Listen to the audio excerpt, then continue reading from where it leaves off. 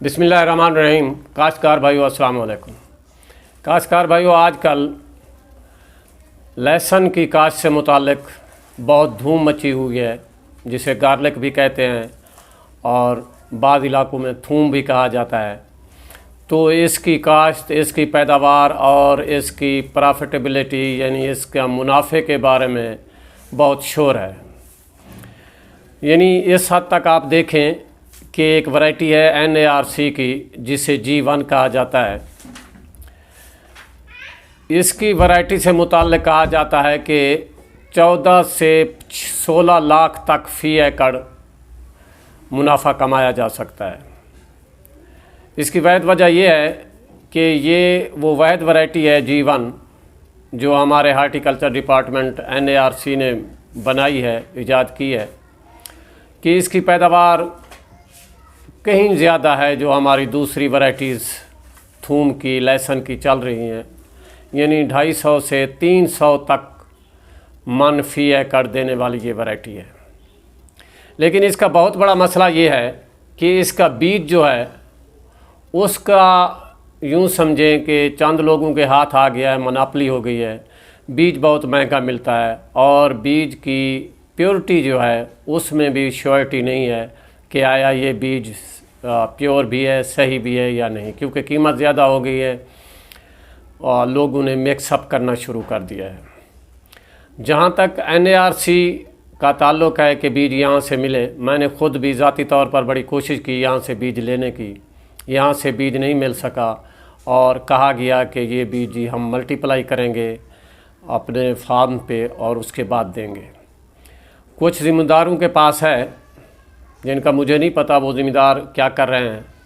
उन दोस्तों से जिनके पास ये बीज है मैं रिक्वेस्ट करूँगा, अगर वो मेरी ये वीडियो देख रहे हैं तो वो मुझे कमेंट्स में रब्ता करें ताकि मैं अपने दूसरे ज़िम्मेदारों की रहनुमाई कर सकूँ, आपका एड्रेस दे सकूँ ताकि वो बीज हासिल कर सकें। तो काश्तकार भाइयों, ये वैरायटी एक ऐसी वैरायटी है जो इंतहाई, इसका बीज जो है महंगा मिल रहा है। तो मैं अपने छोटे काश्तकारों को यही मशवरा दूंगा कि वो बड़े पैमाने पे काश्त ना करें इसको, क्योंकि फ़ी एकड़ इसके जो अखराजात हैं वो तकरीबन 5 लाख तक हो जाते हैं।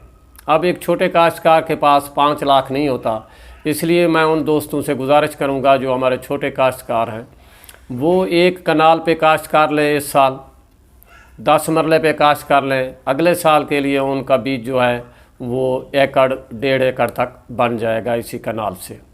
तो लंबे पैमाने पर जो आप काश्त करेंगे, आपके पास इतना पैसा नहीं होगा तो आप काश्त नहीं कर सकेंगे, तो आपकी ये ख्वाहिश ही रहेगी। इसलिए छोटे पैमाने पर काश्त करें और अगले साल के लिए अपना बीज तैयार करें। तो काश्तकार भाइयों, अगर कहीं भी मुझे किसी अच्छे ज़िम्मेदार का पता चला तो मैं ज़रूर किसी वीडियो में शेयर करूँगा। और एक बार फिर मैं उन ज़िम्मेदारों से भी गुजारिश करता हूँ कि जिनके पास बीज है वो हमारी ये वीडियो देख रहे हैं, वो कमेंट्स के ज़रिए मुझसे रब्ता करें। मैं इंशाअल्लाह ज़िम्मेदारों का आपसे रब्ता कराऊँगा। तो काश्तकार भाइयों, बात कर रहे थे कि इसकी काश्त किस तरह की जाए।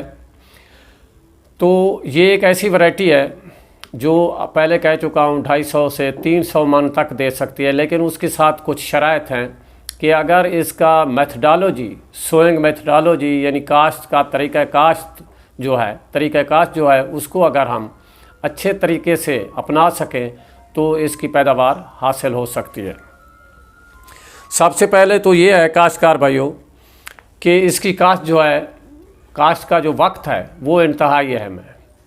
टम्परेचर का इस पर असर पड़ता है, इसकी जर्मिनेशन पर, इसकी स्प्राउटिंग पर। इसलिए 15 सितंबर से लेकर अक्टूबर का पूरा महीना जो है इसमें हम काश्त कर सकते हैं। वैसे सितंबर के आगाज़ से भी काश्त कर सकते हैं, लेकिन चूँकि बाज़ औक़ात सितंबर का जो महीना है वो 15 सितंबर तक गर्म रहता है, इसलिए आप कोशिश करें 15 सितंबर के बाद ही इसकी काश्त करें और अक्टूबर का पूरा महीना काश्त जारी रखें। अगर इसको आप डिले कर जाएंगे तो फिर इसकी पैदावार कम होना शुरू हो जाएगी। काश्तकार भाइयों, इसके शरह बीज जो है वो 20 मन फ़ी एकड़ है। 20 मन फ़ी एकड़ इसलिए कि कुछ लोग इसको बीज ना होने की वजह से, कम होने की वजह से एकरेज पूरी करते हैं, लेकिन इसको जो काश्त है इसकी प्लांट टू प्लांट डिस्टेंस जो होता है, पौधे से पौधे का फासला वो ज़्यादा रखते हैं, और इस तरह इसकी पैदावार कम हो जाती है। तो 20 मन फ़ी एकड़ रखें और पौधे से पौधे का जो फासला है वो 4 इंच रखें और इंशाल्लाह इस तरह आपकी फसल बहुत ही अच्छी पैदावार आपको देगी। जहाँ तक काश्तकार भाइयों इसका तरीक़ा काश्त का ताल्लुक़ है, इसको 2 तरीके से काश्त कर सकते हैं आप। एक रेज्ड बेड के ज़रिए यानी बेड बना लिए जाएं, दूसरा ये कि फ्लैट सोइंग भी होती है। जो रेज्ड बेड के ज़रिए काश्त करते हैं दोस्त, बेड के ज़रिए काश्त करते हैं, उनकी पैदावार फ्लैट से ज़्यादा अच्छी होती है। और जिन दोस्तों के पास इस तरह के इम्प्लीमेंट्स नहीं हैं, वो बेड नहीं बना सकते, वो फ्लैट सोइंग कर सकते हैं। इस तरह एक कनाल की चौड़ाई करके ना वट्टे बना ली जाएँ और उसमें फ्लैट पे सोइंग कर दें। लेकिन इसका मसला ये है कि फ़्लैट सोइंग में कभी पानी ज़्यादा लग जाता है, जिसकी वजह से हमारी फसल ख़राब हो जाती है। इसलिए कोशिश करें रेज्ड बेड पे इसकी काश्त करें तो बेहतर है। काश्तकार भाइयों, जहाँ तक इसकी ज़मीन का ताल्लुक़ है कि ज़मीन कैसी होनी चाहिए, ये बेहतरीन ज़मीन तो इसके लिए मैरा से, हल्की मैरा से मैरा ज़मीन तक जो ज़मीन हो, जहाँ नकासियाब अच्छी तरीके से हो सके, पानी ज़्यादा खड़ा ना हो सके, तो वहाँ पे काश्त की जा सकती है। अब चिकनी ज़मीन होती है, जहाँ भारी ज़मीन होती है, वहाँ इसकी काश्त की जा सकती है। लेकिन इस बात पे आप गौर करें कि ऐसी ज़मीन जो भारी ज़मीन हो, जहाँ पानी ज़्यादा खड़ा होता हो, वहाँ फ्लैट सोइंग बिल्कुल नहीं करनी, वहाँ बेड पे सोइंग करनी है। अगर आपने फ्लैट सोइंग की तो पानी खड़ा हो जाएगा, जिसकी वजह से हमारा ये जो लहसुन है वो गल सड़ जाएगा, उसकी ग्रोथ रुक जाएगी। तो काश्तकार भाइयों, बेड पे जो हम काश्त करते हैं उसके लिए बेहतर है कि आप जब इसको काश्त कर लें, उसके दरमियान जो फरोज़ होती हैं बेड के दरमियान, वहाँ पानी लगा दें। क्योंकि बेड के ऊपर अगर पानी चढ़ गया तो फिर तो फ़ायदा नहीं है, फ्लैट सोइंग और बेड सोइंग में फिर कोई फ़र्क नहीं रहता। तो जो फरोज़ होती हैं उनमें आप पानी लगा दें, पानी लगा के फरोज़ को फिल कर दें। कुछ देर के लिए आप पानी बंद कर दें, आप देखेंगे कुछ देर के बाद पानी जो है वो नीचे चला जाएगा। दोबारा आप पानी लगा दें, फिर इस तरीके से आपका तमाम जो बेड है उस पर नमी पहुंच जाएगी। वहां से ऑलरेडी आपको आपके जो सीड है वो लगे हुए होंगे, नमी पहुंच जाएगी, इंशाल्लाह आपकी फसल उगाएगी। काश्तकार भाइयों, एक बात याद रखने की है कि आम दूसरी वैरायटीज़ जो हैं हमारी थूम की, लहसुन की, वो 10 से 12 दिन के बाद उगना शुरू हो जाती है। और जो G1 है, जिसे गार्लिक 1 कहते हैं, NARC G1 कहते हैं, इसकी जो जर्मिनेशन है वो थोड़ी लेट होती है। हमारे काफ़ी सारे काश्तकार परेशान हो जाते हैं। इसकी जर्मिनेशन या आप यूँ कहें कि उसकी डली की जो स्प्राउटिंग होती है वो 20 दिन के बाद होती है। अगर पहले कोई काश्तकार अपनी खेत को देखने जाता है, वो उसकी स्प्राउटिंग नहीं देखता तो परेशान हो जाता है। बिल्कुल परेशान होने की ज़रूरत नहीं है। इसकी स्प्राउटिंग, इसकी जर्मिनेशन ये 20 दिन के बाद ही शुरू होती है। तो काश्तकार भाइयों, एक और बात, इससे दूसरी वैरायटीज़ की निस्बत पानी की ज़्यादा ज़रूरत होती है। यानी इसको तकरीबन 10 से 12 पानी लगाने होते हैं और शुरू में कुछ पानी ज़्यादा ही लगाने होते हैं ताकि इसकी जर्मिनेशन अच्छी हो सके।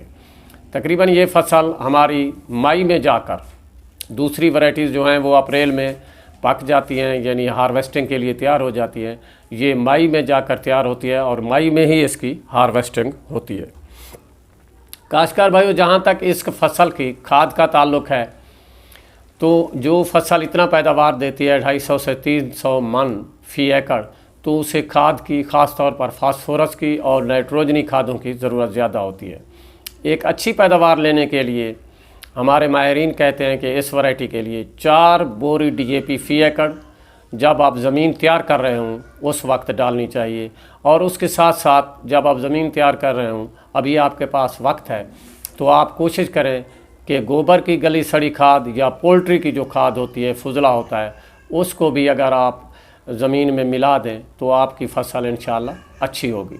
इसी तरह 3 से 4 बोरी यूरिया वक्तन, जो पानी हम जब बाद में देते हैं, इरिगेशन करते हैं, 4 बोरी फ़ी एकड़ लहसुन के लिए ज़रूरी है। इन हालात में ही हम इससे अच्छी पैदावार ले सकते हैं। तो काश्तकार भाइयों, इसमें जड़ी बूटियाँ भी उगाती हैं, गोडी की ज़रूरत होती है, क्योंकि ये अपना पौधे से पौधे का फासला 4 इंच का होता है, इसलिए गोडी में प्रॉब्लम होता है। तो इसकी जड़ी बूटियों को कंट्रोल करने के लिए हमें केमिकल स्प्रे की ज़रूरत पड़ती है। तो इसके लिए बुआई के फ़ौरन बाद, आप पहले भी कर सकते हैं या बुआई के फ़ौरन ही बाद, यानी 24 घंटे के अंदर अंदर आप पेंडिमेथिलीन 600 से 700 मिलीलीटर और इसके साथ एसमेटाक्लोर 600 से 700 मिलीलीटर मिलाकर आप स्प्रे कर सकते हैं, और इस तरह आपकी ये फसल जड़ी बूटियों से महफूज रहेगी। तो काश्तकार भाइयों, ये बातें थी जो आपसे शेयर करनी थी G1 के बारे में, लहसुन के बारे में।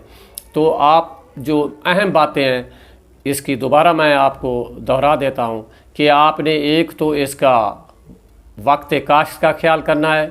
अगर आपने जल्दी काश्त किया तो गर्मी की वजह से जर्मिनेशन मुतासर भी होगी और लेट भी होगी, और अगर आपने नवंबर में जाकर काश्त किया तो फिर सर्दी की वजह से जर्मिनेशन इफ़ेक्ट होगी, टेम्परेचर लो होगा और जर्मिनेशन कम होगी, तो इस तरह भी पैदावार हमारी इफ़ेक्ट हो सकती है।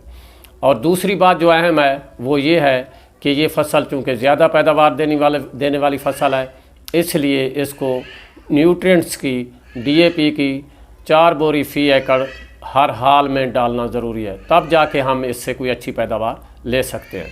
और तीसरी जो बल्कि सबसे पहले मैं कहना चाहता था, वो अहम बात ये है कि इसका बीज बहुत महंगा है, लोगों की मनापली हो गई है। आप कोशिश करें कि थोड़े से रकबे पर काश्त करके, जो हमारे छोटे काश्तकार हैं, थोड़े से रकबे पर काश्त करके आपने अगले साल के लिए बीज तैयार करना है। और एक बार फिर मैं अपने उन काश्तकार भाइयों से जिनके पास ये बीज है रिक्वेस्ट करूँगा वो कमेंट्स के ज़रिए मुझसे रब्ता करें, ताकि मैं अपने ज़िम्मेदार दोस्तों की रहनुमाई कर सकूँ, आप तक उनकी रसाई करा सकूँ। तो काश्तकार भाइयों, जो दोस्त हमारी ये वीडियो देख रहे हैं, सुन रहे हैं, जिन दोस्तों ने अभी तक ये चैनल सब्सक्राइब नहीं किया, तो उनसे गुजारिश है कि चैनल सब्सक्राइब कर लें, ताकि हर आने वाली अगली वीडियो और आगे चलकर भी मैं इस लहसुन और थूम के बारे में आपको बताऊंगा, आप तक ये वीडियोस बर वक्त पहुंच सकें। इजाज़त चाहूँगा। खुदा हाफिज़।